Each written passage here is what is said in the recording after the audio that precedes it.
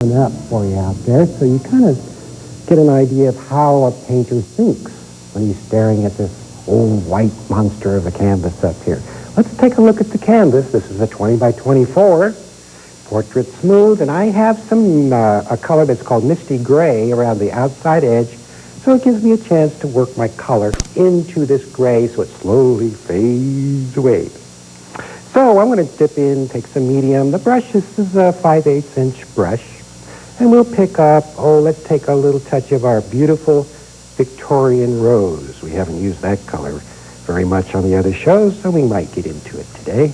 And we'll use this color to sketch with. Now here we have a canvas. And as a painter at home, you'll stand there in front of this canvas and say, well, where do I start? There's one place you don't want to put a flower, and that is right in the middle. That's a no-no. Because if you put a flower in the middle, you have a tendency to have everything going around it like it's in orbit. So you don't want to do that. But you can find the center with a little dot. And then you'll know that we might have a flower. We're going to have a rose over in here. And you want just a rough sketch. A rough sketch. This is so we can change it and push it over here or up there or down there, whatever we want to do. We don't want to put another flower on the same level, so we'll come up a little bit. Remember, there's our center. And we'll come up, and maybe we'll have another rose over here, which will be more of a side view, and I kind of sketch in the petals that'll be on this side, so we get a feeling that the inside of the flower is right in there someplace. All right. And we'll come up, and maybe an artist does lots of sketching. Many times you'll see them going like this, and they're not making any marks on the canvas. They're just kind of getting the feel of the curve and the flow of the arrangement. So we'll come up, and we might have something, I don't know, we might have a back view of a flower back in here. So there's a nice grouping. We're going to come down. You notice that nice curve, and we'll have something coming out over here, don't know what, because we're making it up. And we might have some leaves and stuff coming out. We'll leave this kind of bare down here. You notice if you split your canvas in half, this way, that the flowers are on the top half. Why is that? Well, if we take these flowers and push them down, we'll have no room for leaves. It'll be off balance. It'll look like everything is falling off the canvas. So we put everything on the top half. We could have buds and stuff down here. Later on, we might. All right, now it's all set up. Ready to go. It's nice and sketchy and loose in case we want to change something or push it around. We'll come down and take our brush, and we'll pick up some beautiful floral green, mix it with some sienna, and maybe we'll put a little bit of crimson with it. Let's see, we want a nice, strong, dark. We'll plunk that up there, and we just get her going. Notice the brushwork. It's so important. Right? You don't want to be boring and just go like this and use all these mechanical strokes. I'm reaching for a little more medium to make it flow a little bit more. And a crisscross, crisscross, crisscross. It's like you're leading an orchestra. And you down, ba-da-boom, and you come up in here, and you come over there, and you come out there. Keep it nice and fluid and moving. Everything's moving and going someplace. Yeah, look at that. Looks like a mess up there. And it is. It is messy. What you want. This is our floral blue, a little of our beautiful gray color, because we have a lot of warm color, so we'll mix a little blue over here, a little blue up there, maybe some over there, kind of bounce it all over the place. Now I'm really, in my mind, working out all the darks, and I'm not interested in leaves. I'm interested in composition, making sure everything is balanced. Now, I wouldn't want the same amount of dark on the top, so I'm leaving that very airy looking. I hope I told you I put misty gray around the outside of the canvas before I started. And that's why a lot of this is getting a lot lighter, a lot looser, and freer. Notice how loose and free the whole thing is. I'm going to take a blending brush, wipe it on my towel, and we will mush and push this stuff into the background. Now, if you're a beginner out there, I know it's hard to make yourself loosen up because you're so intimidated by this canvas. So you just have to paint like you just don't care. Just kind of loosen it up and let her rip. Plenty of paper towels. Use them all the time. Keep that brush clean. We're going to come down and pick up a little green and sienna. Let's find a little stem coming up here, here. Still keeping it nice and loose, nice and sketchy. Maybe there'll be some leaves coming off of there, something coming way up to the top. Way up there. Notice that one reaching up. Look at that. These are called action lines. You can see the painting starting to be born a little at a time. We might have a leaf over here. Notice the direction of the stroke towards the back. Keep it loose and free. And this is wet into wet, guys. That's what it is. It's the real wet into wet. And what is wet into wet? It's just putting wet paint on top of wet paint and letting it happen. Sometimes we can have these little wiggles. Now on our technique tape, we go into this in detail an awful lot more because we just don't have the time to get into a lot of it. Look at these. These are ghost leaves. You don't push down on the brush quite as hard. Now what would happen if I push down harder? It'll get darker. If I don't push down quite as hard, it's lighter. So I have the option of going dark by pushing harder, going lighter by pushing lighter. Dark. Notice how they're twisting and turning around. Aha, look at that one. We're coming right into this one. Maybe we'll have a leaf. Now I work from silk flowers.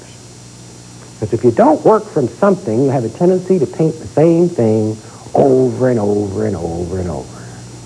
Now there's another one. Now the direction of the stroke is important. Notice how I wiggle color and angle towards the back. Now we have a booklet that comes with the series tapes. This booklet is very important. Let's get in here and show the folks this booklet. Or, yeah, can we get in there? This will take a second, and I want you to see this. There it is. Now you notice the leaves.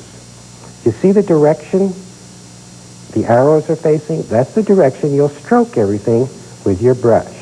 And with the rose, when we get to it, you'll see that this gives you the direction that your stroke needs to go in. It's very, very important. Okay, let's come up here and let's lay a rose in. Now, I don't know what color because I'm making this thing up. But I will. I'm going to start with a gray color. Now, this is just black and white mixed with misty gray. We're going to take this beautiful color up here. And throw it in there. Now, this style of painting that I'm showing you with the flowers, the style of painting I started to do about 30 years ago. Long time ago. How time flies. I think I started doing this when I had hair. I can always associate where I was at a particular time by whether I had hair or not. That's one way of telling. I'm going to go around and just block in using gray. Gray's a safe color. It doesn't get you into any trouble. It's just kind of there. You can go in with pinks and yellows and oranges, anything you want. It's a very neutral, very forgiving color. And notice how thin it is. It's thin because I have to go over the top of this with some other colors. So I'm going to keep it pretty thin. I think we'll take our Victorian rose, which we haven't used a lot of, and I'm going to take that and put it right in the center of this flower, the center of this one, and maybe just a little up in here. And we'll brush this out. Now you see the gray is graying down the Victorian rose, so it's not a bright, gaudy color. If we want richness to our painting, let's keep the colors muted to start with anyway. Now, we can start, before we start our flowers, I'm going to come up to the top, and we'll put in a couple of these beautiful little wiggle wiggles. Notice that, look at that curve. It's like it's taking off like a jet plane. Yeah. Another one in here. Now, I didn't clean my brush, so I'm getting all kinds of little pinks dancing around and stuff in there. That's okay. Way over here, a couple things happening. Whoa, don't get too weird. Okay, let's come on down. We're going to go for this rose right here, our big prima donna. I love roses. I could spend a lifetime just painting roses. If I never painted another flower, I would be happy just to paint the rose. The rose has everything in it. The rose has been around for a while. Kings and queens out there over in Europe used to grow roses and give them as gifts and presents. It has quite a history behind it. Let's take our yellow. Yellow. I'm into the white, and I'm calling it yellow. Ooh, white. And we'll come up and pick out the belly of the rose. Now, you notice the paint that I have underneath is not thick. I see a lot of our students, when they first start their underpainting, they go in so thick that they have to try to put this paint on thicker, and that's where they run into trouble. So we'll just kind of get a petal shape going here. And maybe another petal coming up here. It's kind of a cup. Maybe we'll take a little of our Victorian rose and put it with our white.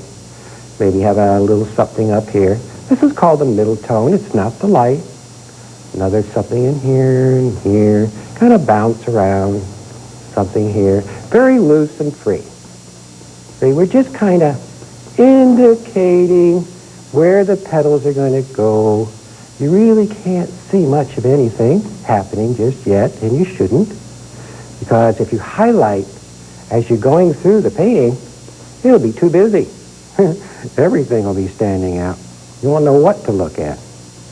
So we start out, notice the stroke is pushed down, pull up, and again we go into this in much more detail on the technique tape because we just don't have time. So you kind of get an idea of how to approach the painting and how to get started. Now to get a layered look, I'm going to put another petal in there so we get a step from this to this to this. And maybe we'll twist a little edge out. It's nice to get little edges coming out here and there. Woo, see that little curve? Okay. Now we have it a little bit lighter there.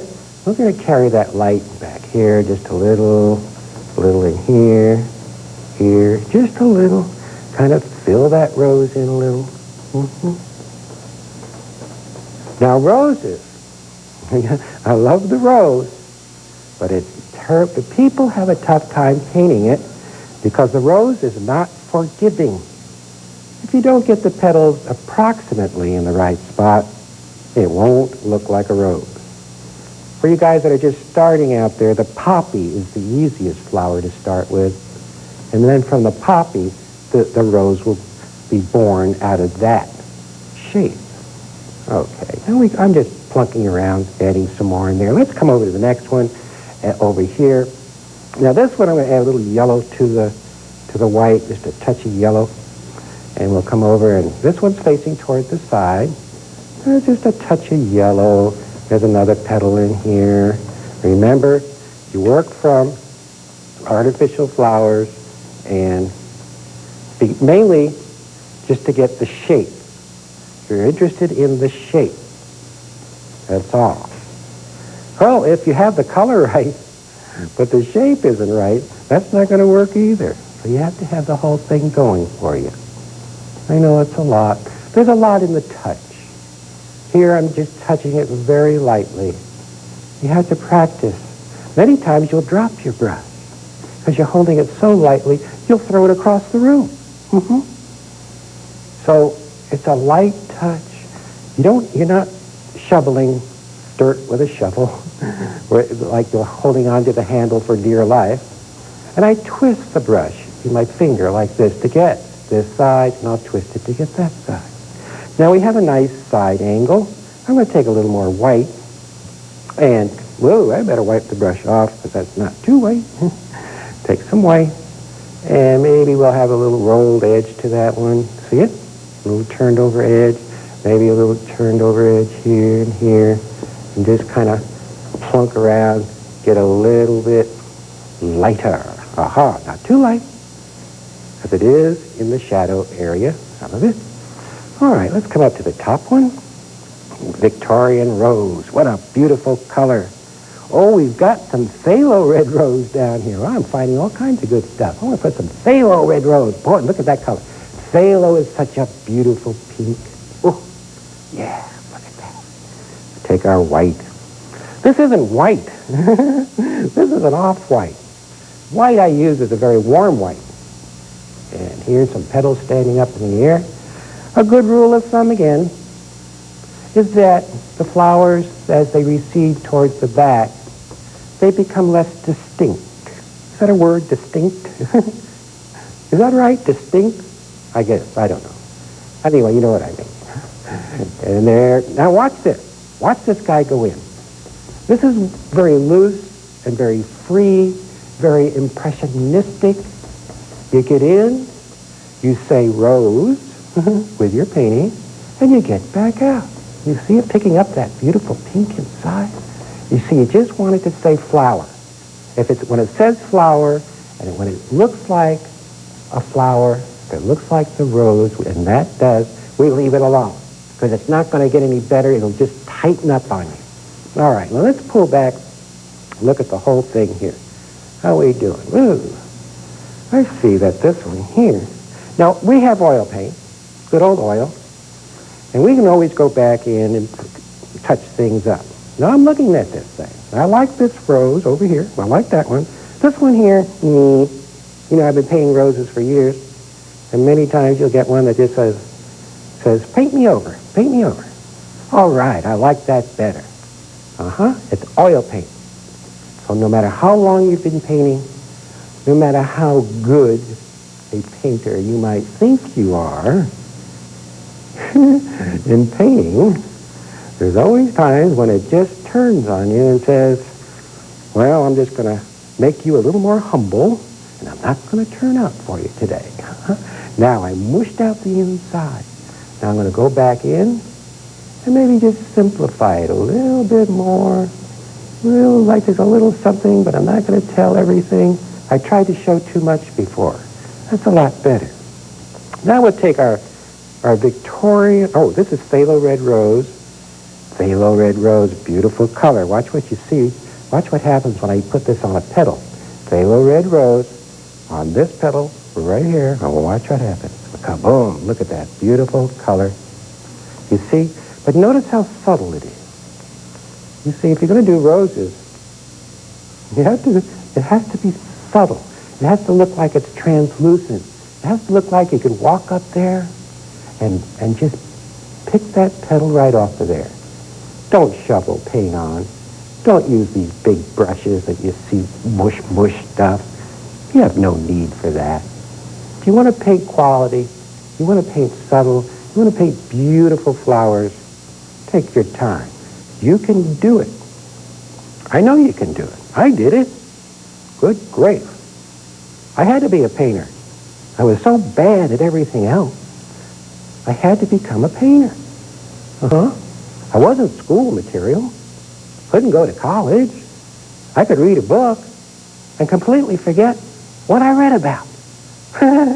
So when it came test time, and I had to take a test, I couldn't tell you what I read. So, years ago, my mama said, better send him to art school. Let's see what he can do there. And that's how all this came about. Now we have our roses going. Oh, look at that. Not too shabby. We're going to get a little more greenery going down here. Another leaf going there. Here's some of the shows Kathwren's doing. Oh, we got into everything. We got into reverse glass painting. I don't know whether it's already been on or it's coming on, but I did a tiger. You'll see that on reverse glass. I think you like that.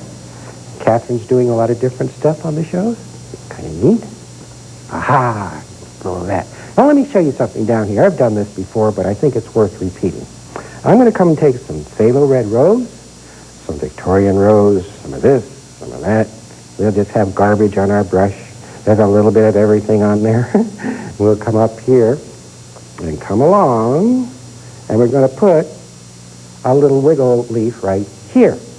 Now there's garbage on that brush, and I'm going to wiggle it, and I'm going to come up and out. Look at that. Can we get in close? I want everybody to see this. Let's get right in there. Let's fill that screen up with just brush. And watch it happen. I wiggle, I come up, and I come out. Can you see? You see that little bit of blue in there? A little bit of stuff happening? Down, wiggle, up, and out.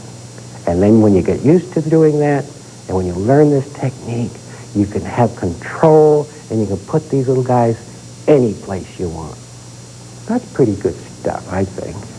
All right, let's take a little more of our green and sienna, and we have our roses, but we want to overlap. Watch what happens. You see there? We're overlap, ba-boom, and in there, and in there. Can you see? Look at that. I have a little gray on my brush. Can you see it on the end? These are the little things that'll happen if you just let go and just let the paint flow off your brush. And don't be so uptight about everything. If you're uptight, it won't work. If you paint like you just don't care, it'll be there. Look at that beautiful area right in there. And all of this can be yours at home with just a little practice. It's a gift from me to you. And all it takes is a little bit of practice and you'll have it. Right. Now maybe we have another brush that's called a filbert brush. Let me find it down here. A filbert brush has rounded edges, and we'll come up and put some flowers in, little flowers to kind of balance out our biggies. We have a little something here. Remember, you guys, go out and get yourself some silk flowers. I bet you're working at home, and I bet you have silk flowers in the living room or in the dining room. They're just sitting there in a vase, and you've never thought about taking them into your studio and painting them. Just grab a hold of them and take them in. Throw them on the table and paint them as they are when you just throw them down. Don't try to make them into arrangement. Just throw them on the table and paint what you see. It'll be more natural looking. I'm adding just a little more white to it. Kind of perk these edges up a little. Don't want to get too much going here. We're going to just take a little. Now our stem. You don't want a stem to come down straight, but my stem's going to come out and turn and come in. Boom. You see the action rather than coming straight in and in this way? It's just a lot of little stuff. You put it all together, and there it is. And we're going to just balance this out towards the end because the painting is just about finished. A little up here, a little over here. Don't forget, we had misty gray on there. Don't forget to get those beautiful silk flowers out. Give them a shot. Set them up. Get your paints and your brushes out and paint up a storm out there. Kathwren and I appreciate you watching our show, and I'll see you next time. And don't forget,